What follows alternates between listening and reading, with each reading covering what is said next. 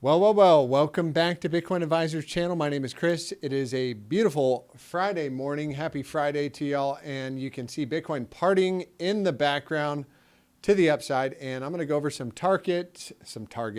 underlying market dynamics. Take a look at Dixie and NASDAQ really quick. And then our main attraction, why I think Bitcoin could pump 50% to the upside. So let's get into it here, starting off with Dixie. And we did talk about this on the daily time frame.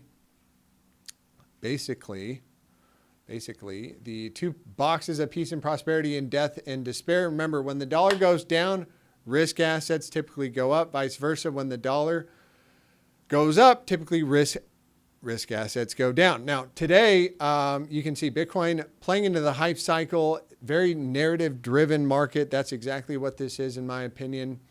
So dollar up, stocks down, dollar up, and Bitcoin up.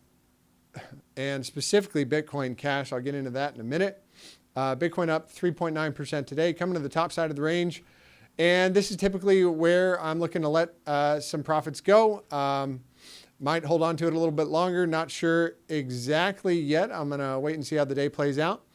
Again, not financial advice. I'm not a financial advisor, but this is the main demand line, supply line, whatever you want to call it, the tap the liquidity line. This is where basically people are putting a lot of stops, and that's where you expect the big orders to get filled. And, after Bitcoin has a nice little pump off the low here, we're talking 27%. 30% is the typical daily volatility expansion play. I have been talking about this one here, guys. The 3-day. One is the measure move off of this triangle or this falling wedge, falling pizza, whatever you want to call it, has hit, right? So typically, professional traders are going to be taking some profits after something like this. And what else did I want to say? Okay, 3-day. However, 3-day volatility is expanding off the lows. And I did say this. Once this got above 25%, that was going to catch the trend, the direction of the trend. So what direction? The stochastics are flipped to the upside. And you get a nice bounce off the green 55. I mean, literally textbook play. You've got the silver cross. And now we're expecting expansion. The question is, do we pull back first or not? But generally speaking, I also want to bring up the 5-day volatility, which this is the one that gets the big 50% moves. Expansion off the 5-day. The last two 5-day expansions got us a 50% move. Now we've been lower for longer and consolidated. So virtually, what's happened here is volatility has been compressed at the lows on the 5-day for the longest period. Well, I think that's Bybit's history. Let's go back to, that's Bybit also. As you can see on the 5-day, it's not the lowest ever in history, but we're getting near that level, near that compression time frame, the time it's taken to get the expansion. Official expansion won't come until we're above 25%, to be fair. Some people will front run it at 15 or 10%, but a 50% move with Stokes crossing up from a very low level. Where does that take us specifically? 50%.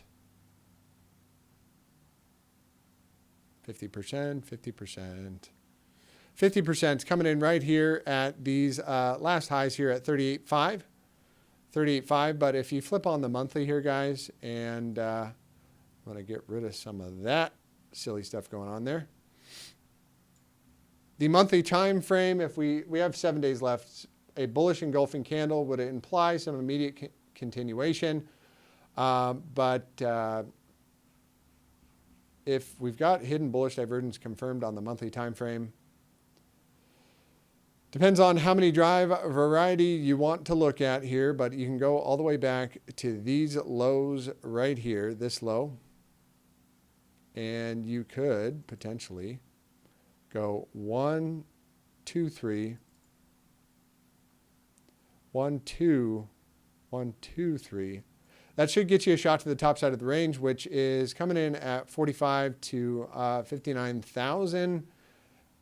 Definitely in the card. So 50% first, pullback, and that would be my best guess. Now let's get into some of the narrative-driven coins. PP coin, Pepe coin. I almost feel, but I don't want to talk about that one yet. So the BlackRock ETF was filed, and they have a hybrid crypto exchange, something like that. I forgot what it's called. It looks very rudimentary, and some stockbrokers can figure out how to trade crypto.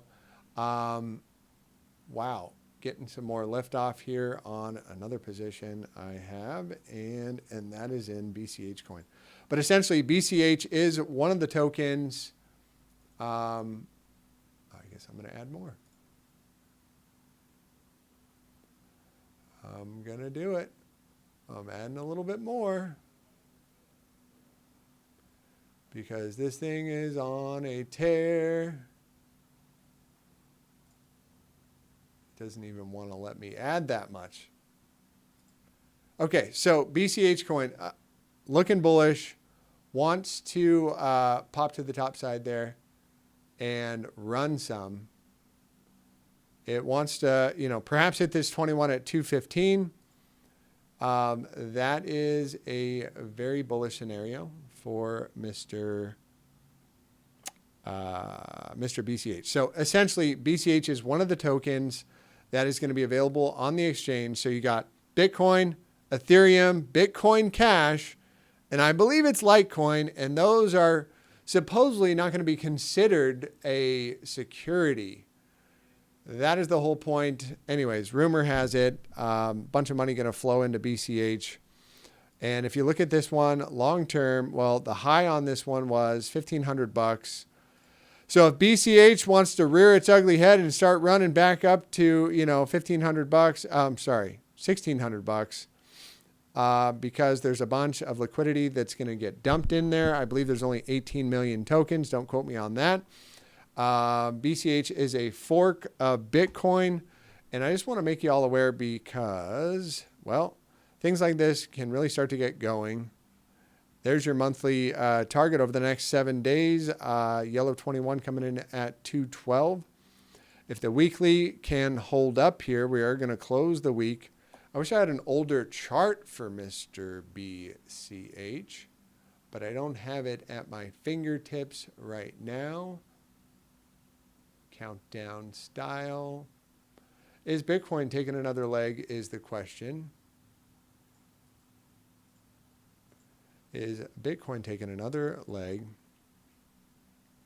And actually, I got in on the breakout on this one, ran a very nice little pump here, and then just slowly letting the stop, raising the stop loss up. As this thing is up almost 30% today, let's check out the crypto bubbles really quick. On the hourly, Pepe is starting to head down. The only one I don't even see that token. BCH up 29% for the day. And is Bitcoin going to start to catch the fade, or are we going to rally up on these little 5-minute time frames? A lot of the times what I like to do is, these are the beginning of the bull run. So you get a big leg up. Oh, there's comparable. Big leg up, at least a small bounce off of the 5 on the first pass. This one in particular, I think over the weekend, for some reason, as Bitcoin takes some, people take some profits on their Bitcoins, they might be dumping a little into, something that has been proven, been around a long time. And if the institutional guys are bidding this one up on their new fancy crypto exchange, well, I don't mind it. I certainly don't mind it. And I'm trying to find the oldest price history on BCH, Bitcoin Cash. And I believe the fork goes back all the way. BCH, USD, Coinbase, Binance, Bitstamp. Let's check out Bitstamp. Is that an older exchange? Yes, it is. So I believe this forked in 2017. Don't quote me on that one, but has had some very nice rips to the upside. BCH hit, wow. In 2017, yeah, hit 3,800. There's got to be an older chart on this one. But needless to say, that 270 target on the weekly, if we do close, I mean, that's not even a lot of volume, guys. It's not even a lot of volume. So if this one is going to start to move, it could go. Anyways, other ones I have my eyes on was Litecoin. If that news is holding true, I think Litecoin will probably do very, very well. Another one, Sui and Gala. That's all I'm going to leave you guys with there. Sui had a long-term downtrend, just broke it up, and wouldn't want to bid this one until we put in some kind of a higher low on the daily. But certainly could pump. BCH is pumping right now. And where is the dump coins? I think that's it for today, guys. Been super busy past couple of days.